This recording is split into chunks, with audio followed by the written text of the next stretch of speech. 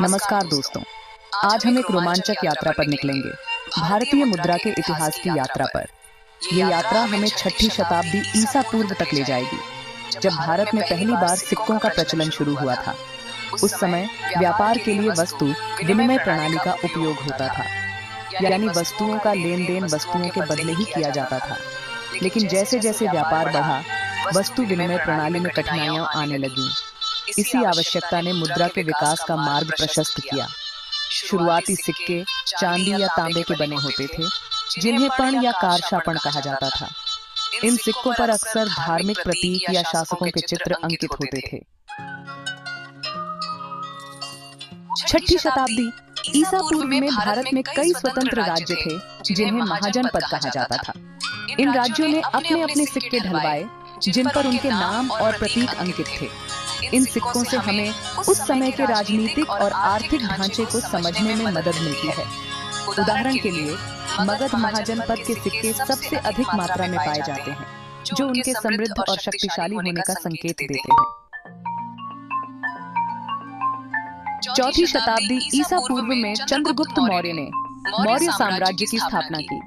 मौर्य साम्राज्य भारत के इतिहास का एक महत्वपूर्ण मोड़ था, जिसने एक विशाल और एकीकृत प्रशासनिक ढांचा स्थापित किया। मौर्य शासकों ने एक मानकीकृत मुद्रा प्रणाली लागू की, जिससे व्यापार और वाणिज्य को बढ़ावा मिला।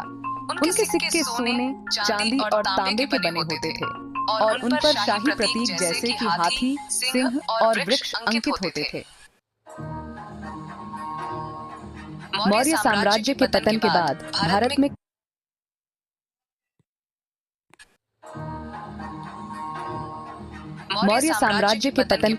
भारत में कई राजवंशों ने शासन किया।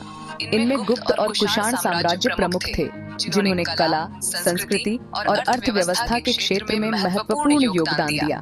गुप्त काल को भारतीय स्वर्ण युग के रूप में जाना जाता है। इस युग में सोने के सिक्कों का खूब प्रचलन हुआ, जिन पर राजाओं, रानियों और देवी देवताओं के चित्र अंकित होते थे। कुषाण शासक, जो मध्य एशिया से आए थे, अपने सिक्कों पर यूनानी और भारतीय कला शैलियों का मिश्रण प्रदर्शित करते थे। सेक्शन 5, दिल्ली सल्तनत और मुगलों का योगदान। 13वीं शताब्दी में दिल्ली सल्तनत की स्थापना हुई, जिसने भारत में इस्लामी शासन की शुरुआत की। दिल्ली सल्तनत और उसके बाद मुगल साम्राज्य ने मुद्रा प्रणाली में कई बदलाव किए। सिक्कों पर अब अरबी लिपि में शासकों के नाम और उपाधियां लिखी जाने लगी। मुगल सम्राट अकबर ने रुपया नामक एक नया चांदी का सिक्का चलाया, जो बाद में भारतीय मुद्रा का मानक बन गया। सेक्शन 6, ब्रिटिश राज और भारतीय रुपया। 18वीं शताब्दी में ब्रिटिश ईस्ट इंडिया कंपनी ने भारत में अपना प्रभुत्व स्थापित कर लिया। कंपनी ने अपनी मुद्रा प्रणाली लागू की, लेकिन भारतीय रुपया भी चलता रहा। 1857 के विद्रोह के बाद ब्रिटिश सरकार ने भारत पर सीधे शासन करना शुरू कर दिया। भारतीय रुपया आधिकारिक मुद्रा बना रहा, लेकिन इसे ब्रिटिश पाउंड स्टर्लिंग से जोड़ दिया गया। सेक्शन 7, आजादी के बाद के परिवर्तन। 1947 में भारत को स्वतंत्रता मिली। नए राष्ट्र ने अपनी मुद्रा प्रणाली को अपनाया, जिसमें रुपया को 100 पैसे में विभाजित किया गया। नए सिक्कों और नोटों पर भारतीय प्रतीक जैसे कि अशोक स्तंभ और राष्ट्रीय ध्वज अंकित किए गए। 1990 के दशक में भारत ने आर्थिक उदारीकरण की नीति अपनाई, जिससे अर्थव्यवस्था में तेजी आई। नए नोट और सिक्के जारी किए गए, जिनमें महात्मा गांधी श्रृंखला के नोट सबसे लोकप्रिय हैं। सेक्शन 8, डिजिटल क्रांति और मुद्रा का भविष्य। हाल के वर्षों में डिजिटल तकनीक ने भारतीय मुद्रा प्रणाली को बदल दिया है। ऑनलाइन बैंकिंग, मोबाइल वॉलेट और यूपीआई जैसे भुगतान गेटवे ने नकदी रहित लेन देन को बढ़ावा दिया है।